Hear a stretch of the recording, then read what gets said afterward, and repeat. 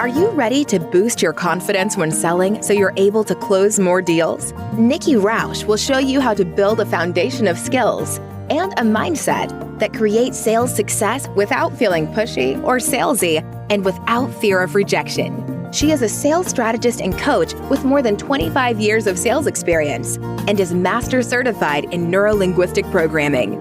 This is a radically different approach to selling. It's a no sleaze, no slime, and no stress approach to building your business. This is Sales Maven. Here's Nikki. Welcome, and thank you for listening to the Sales Maven Show. I'm your host, Nikki Rausch, your own personal sales maven, here to offer you tips, techniques, and strategies to master that sales conversation. Today is a special episode because it's an on-air coaching call with one of our amazing Sales Maven Society members, Teresa McCloy. Teresa, welcome to the show. Nikki, it's great to be here with you today. I'm so excited to have you. Tell everybody about you and your business. Well, I am a coach and I also work as an Enneagram practitioner, which some people may not be familiar with what that is, but I'm a coach, I'm a speaker, I work with the tool of the Enneagram, and that's kind of the hub of my business is those three things. Awesome. For the Enneagram, maybe give an example. Because I remember the first time I ever heard you speak about the Enneagram, I didn't know what does that mean and what's that entail. And do you want to share a little bit about that? Sure. So if you're not familiar with the tool of the Enneagram, it is a personality typing tool.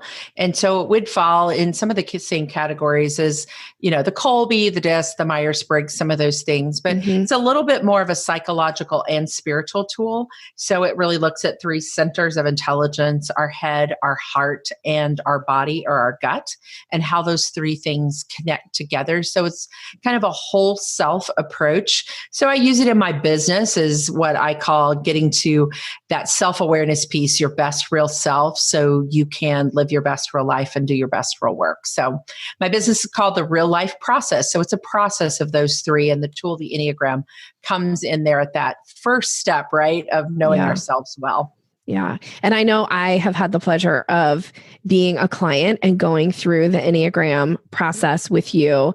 And it was really interesting. And I've done a lot of personality type stuff, but I really did find this to be incredibly useful information. And it makes me think about kind of how am I showing up and being my best self and relating it back to that. So it's been super helpful. So I love it. Thank you. It was fun to work together. Yeah, it is fun. I love working with you. I know you know that. We do enjoy it. Yeah. Okay. Well, tell me a little bit, since this is an on-air coaching call, how can I serve you today? What would be useful for you right now in your business?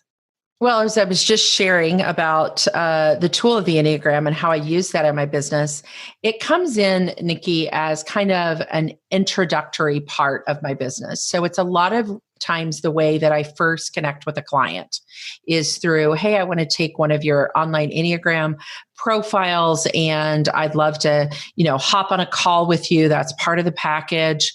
Although we're shifting that, you as my sales coach has helped me shift that a little bit. Yeah. And, but it's that initial opt-in offer.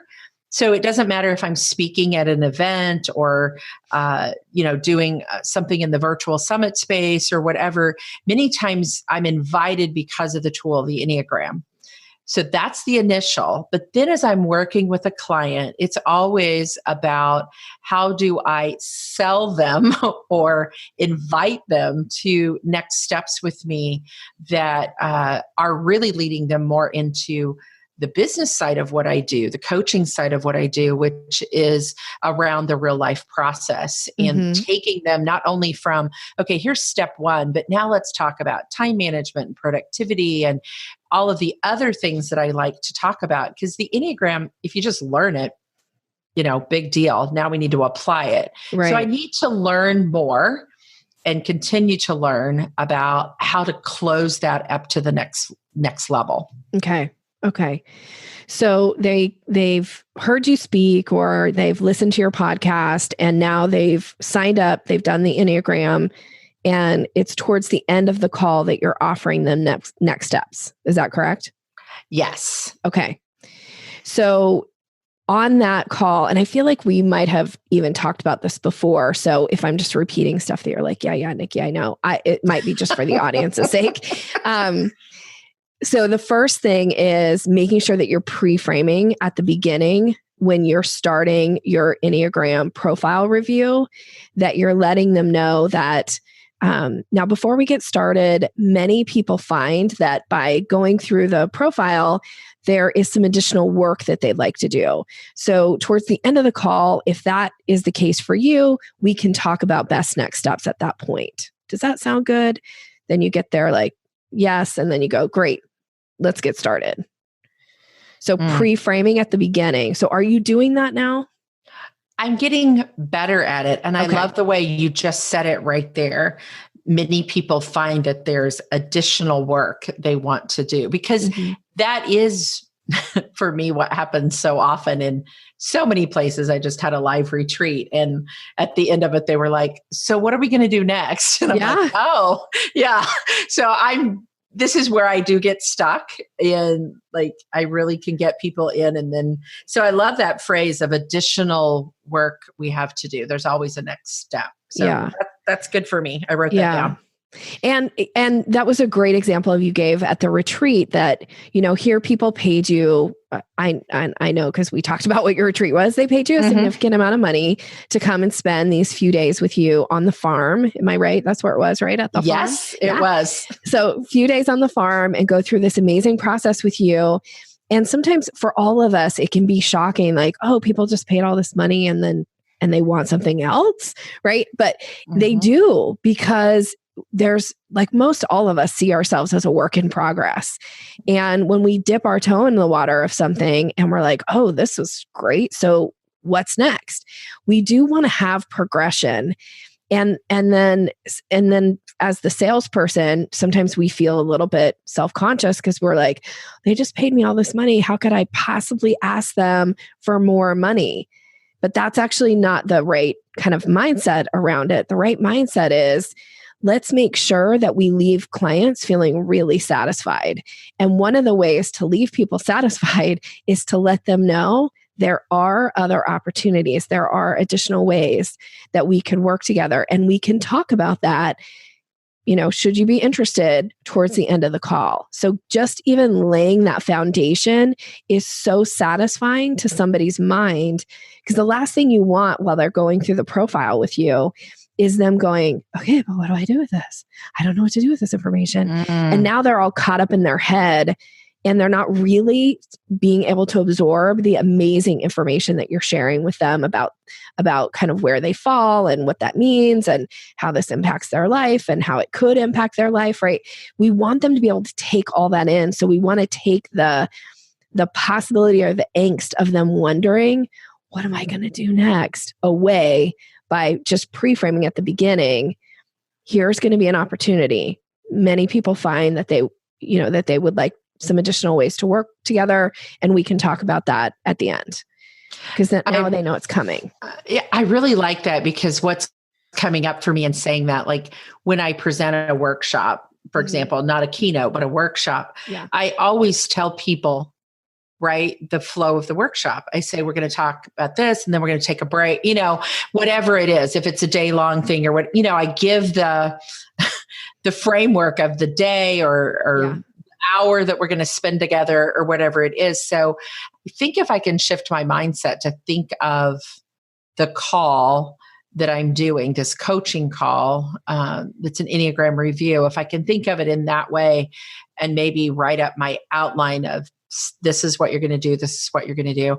I'm probably a little bit too free form right now. And that just clicked for me, of thinking I would never not put together a framework for a presentation. Yeah. So, and pre-framing really is this, and this is an NLP presupposition. So neuro-linguistic programming. I know you know that, but for listeners, so this comes from NLP work.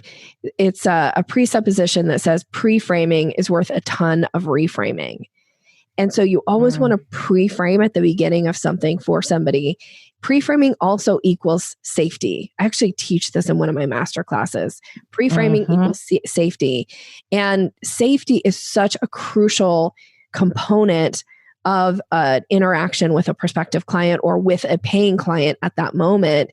Because if they're worried about, well, I don't know what to do with this, or if they're thinking like, I don't know what she's expecting of me, or am I supposed to speak up or not, or just listen? Like when they're caught up in their head wondering about what am I supposed to do, they can't take in the information that you're about to give. So whether it's a sales call, whether it's a profile, review or whatever it is, we have to create safety for the client at the very beginning. And so telling them what's going to happen and what's coming is so important.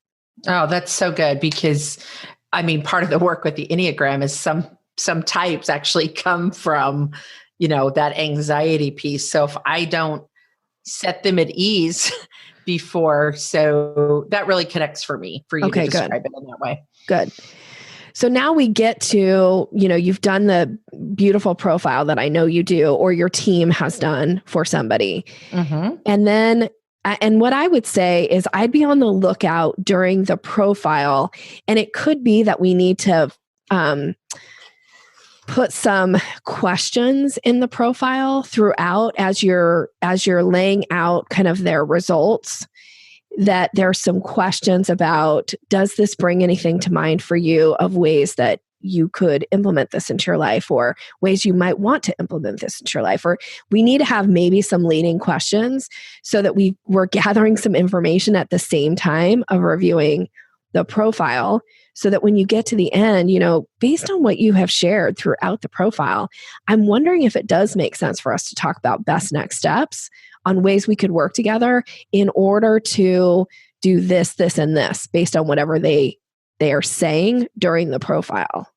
That would be really good too. In fact, last week I was working with an organization. I worked with their whole core team, and I actually did some questions ahead of time to get to know their position on the team before I did their profiles with them, because I had everyone take an Enneagram on the team.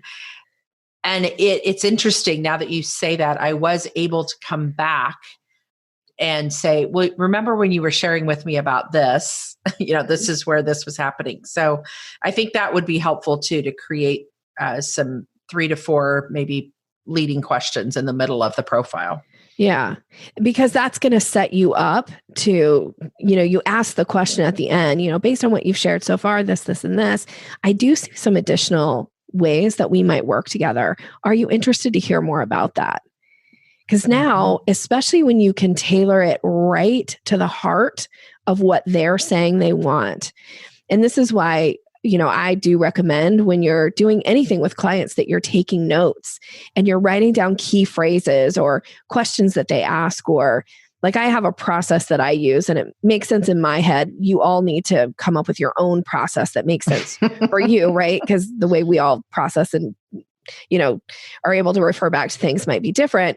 But for me, I do this little thing and I do it off to the right-hand side of the piece of paper that I'm writing or I'm taking notes on, is I write key phrases that are things that I work with clients on, right? So I might write buying signals, or I might write storytelling, or I might write creating curiosity. Well, I would probably just put curiosity, because these are indicators for me that at the end of a call, here are additional ways that I might be able to serve this client, and talking about, so that when I do lay out the proposal, I'm sharing about, you had said this, which brings to mind for me that maybe working on creating curiosity for you is going to be important in your business. So there's a couple ways that we could do that. Is that something you'd like to hear more about? And then they say yes. And I go, great. There are 2 ways for you to get this content around creating curiosity, right? So I think for you, having some type of a process, and for your team too. Now, again, give your team permission to figure out what is going to make the most sense for them when they're going through this process. But having those leading questions and then having that key information, so that when you ask the question, like, are you interested about talking about additional ways that we might work together, that it is 100% tailored based on information they've already shared. So it's got to be their words. It's like I always say, we've got to speak people's language, because their words hold so much more power than anything that we can say or make up in our minds about what they want or need. Like getting it right from the client's or the prospect's mouth is it's like going to another country and just speaking their language fluently. People are like, "Ooh, this is nice," versus going to another country and being like, "Hey, I'm American. I speak English. Can you speak English to me?" And they're like, Right. No. Right. Yeah. I think it would be helpful too. And you know that I have another team member that also does these calls because we work together. And so I think it could be helpful for her and I to sit down and really think about what some of these key phrases are that we're going to be listening for together. So I wrote down in my notes to just make a list because, things like I struggle with time management, or, I struggle with, making sure key relationships are, just all the different things that we work with. Struggle growing my business and knowing what to work on. And I get stuck. I call them distraction zones. So I think if my team member and I, who also coaches around the Enneagram and then does coaching for our business, if we came up with key phrases, and as you said, she's going to have some of her own too, but if we kind of had a list that every time we got on a call, like, let's really be listening for these things because we know those are our ideal clients, so to speak. Yeah. I think that could be, and then a list of leading questions. I think that would make both of us much more comfortable. I want to serve the client well because, they've paid for the profile, they've paid for the time to be with me. And so I want to be present to that. It's not all just about upselling them to the next thing. But I also want to serve well by not leaving them hanging. I was embarrassed, like at my retreat when somebody goes, "So what can we do next?" I'm like, I had in my head, I kind of knew, but again, my little bit of fear kicked in too of like, oh gosh, I hate to give the sales pitch, or whatever. And you've helped me so much with it, not feeling like a sales pitch by putting it into this kind of language. So I appreciate that. Yeah. It is also another reason to pre-frame, by the way, because if you had said at the beginning of your retreat or at the beginning of the profile reviews that there will be an opportunity for us to talk about next steps, then you're prepping people and now you're holding yourself accountable because now you have to do what you said you were going to do.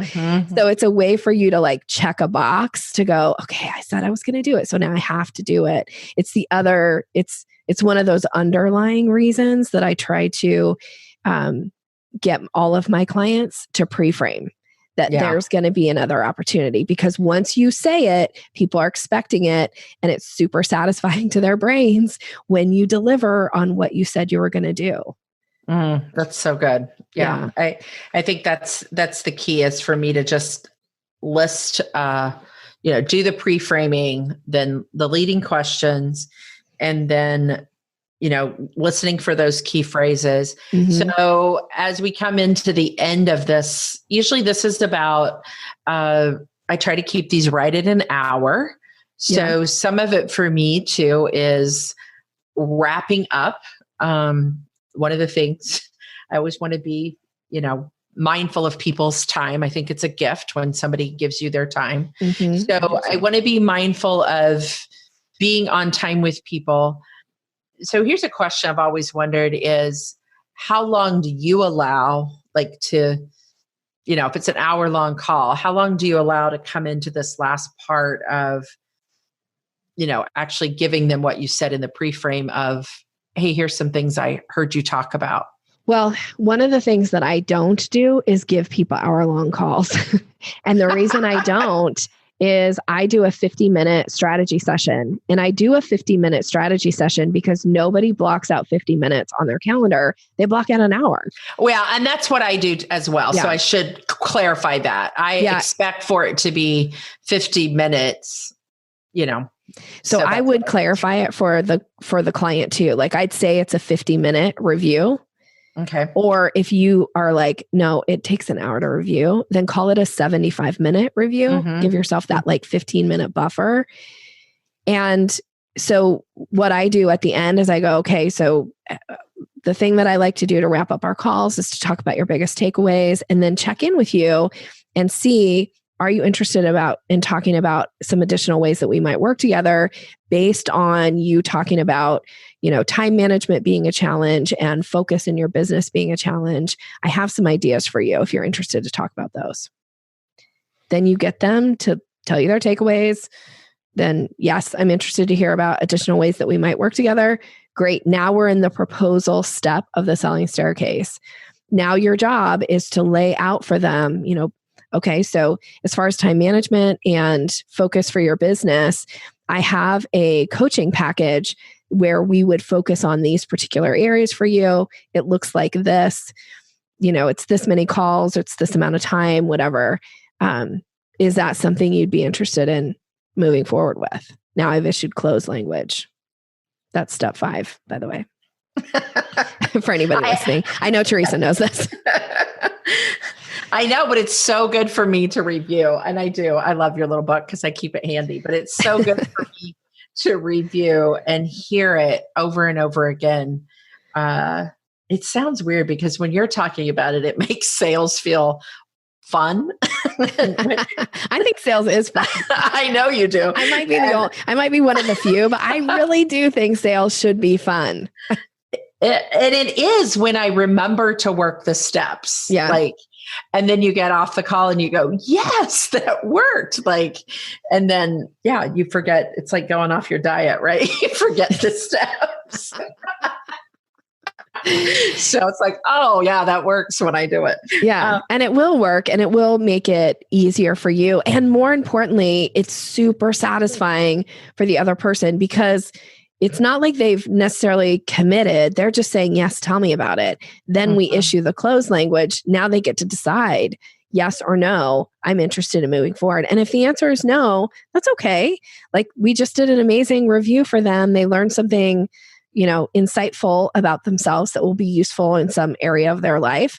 And they may kind of let it percolate and at some point come back to you and go, okay, you know what, Teresa, actually, I need some help with time management, right? Or whatever that thing is. So let me ask you, I know me, I always have a million questions, Nikki. So let me ask you that step then. So say it is a no and we get off the call. What are your suggestions for further contact or follow up off of a call like that? Because I know myself and a lot of my clients do these initial calls of some type. And so what are next steps if it is a no? If we get off the call and it's like, no, they didn't, decide to take advantage right now of what you were offering. Well, one of the things I might say at the end, let's say they go, no, I just don't think that's the right fit for me. Then I would say in this moment to them, I would say, well, please know if at any point something changes for you in the future, I would love to work with you. You're an ideal client and I know that we could make some progress for you. So you are welcome to come back at any point and I'll be so happy to hear from you. So I'm going to leave it there. I'm probably going to get off the call with them and send them a little follow-up email that says, thank you so much for taking the time to go through the Enneagram and do the review. It was so fun to learn about you and how this is going to benefit your life. Please know you're welcome to reach out to me at any point when I can be a further resource to you. Okay, so one email follow-up, no sequence, no magic formula. Not for that type of a thing. I don't think a sequence makes sense. Now, I'm assuming that when somebody hires you and they do the Enneagram profile, go through that process, they're now on your list, right? Yes, they are. And are you touching your list regularly, like with email newsletters or yes, this is right the podcast? Now, yeah, right now they get anyone on my list currently is getting 2 emails a week. One when our podcast comes out on Wednesday, and because we have a podcast just about the Enneagram. So that email is just really Enneagram related. And then this email on Fridays is more of a newsletter, thoughts, resources, those types of things. And always there's a way that, we're inviting people to work with us. Do you have a ways to work with us section in the newsletter? Mm-hmm. Yes, okay. we do. Okay, good. So as long as they're still being touched in some way from you, through like list massage, and then when you have a special offer that it goes out to them, or sometimes, I do this regularly. I will put a special offer out that doesn't go to my list, that I hand pick people for, and will send a private message to them and invite them into something that I have going on if I think they're the right fit. And I tailor the message specifically to them. So if you have those types of opportunities, for instance, maybe this person would be a perfect ideal candidate for the next retreat. So when you send it out, make sure you send a really personalized, hey, Laura, it's so great to work with you. Based on some of the things that you had shared during our session, I'm wondering if this retreat would be a good fit. We're really going to focus heavily on time management skills and focus in the coming year. You would be a perfect person to have in this room. I know you'd enjoy the other people. They'd enjoyed you. We'd love to have you. Here's the information, right? Like, give that tailored type approach to the message when you can. Yeah. And so that's another thing I probably need to work on as a process. And we do a pretty good job of that, but I think we could do better of track of those people that didn't take a next step with us in some way, and doing that personal invitation. That's usually what we do for the retreats anyway. It's pretty much a personal invitation. And these would be the people to invite. So I think we need to review that a little bit more and make sure that we're doing that follow-up. Are you doing, or are you using a CRM or any way to manage your contacts? I have a couple of different things. We're actually reviewing that right now. Okay. So this is part of, part of it. We have some task management software we use, and we use some, email software that's video related called BombBomb. Oh, I learned about that from you at a conference. Yes. Yeah. And so we do use that, and it works well because, you can put in that video element. And do some templates and things. And so, but we need to use it more fully, because I notice with my clients, when I do use it in a very personal way, that I get such great response. And so I need to use my own system of time blocking that I teach everyone. We always need to learn what we teach, right? And block out some time every week to be very specific, to do these follow-ups of people that have maybe gone through a review. And I just need to do a personal touch back with them, and do it through, a software that we already have in place, that a CRM that we're not. So that's just a reminder to me of, that personal touch space that I need to do. So that's good too. And if you think about the review that you're going to do with your teammate about kind of key phrases and things to look for, and then ways to position whatever the offer is.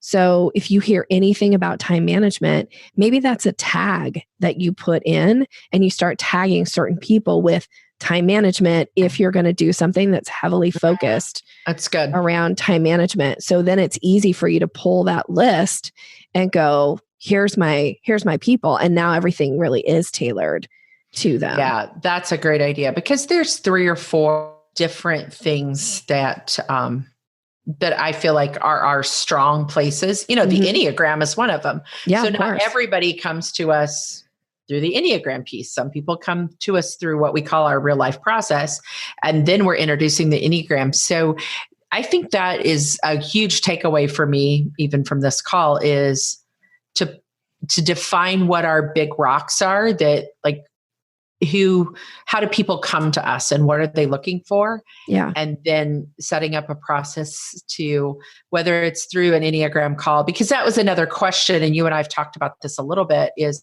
when you're training another team member to do something, and work for you and kind of represent you, then what are you having them introduce them to from your business? I don't know if that makes sense or not, but what are they trained to invite people to? Mm-hmm. Because now they're speaking for you.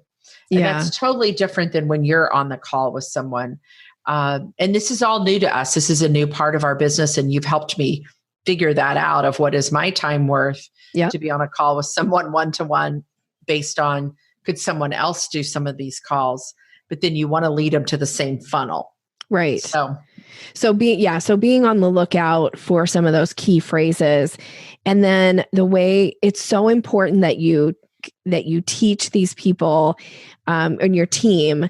And I teach the same strategy, by the way, if let's say it was you being the person on the call as the leader of the organization and you were referring them to work with a team member, the job now becomes, when you're the person who's suggesting like private coaching with Teresa, or if Teresa was suggesting private coaching with somebody else on her team, that now your job becomes to do everything you can to establish credibility and paint the person that you're recommending in the most positive light.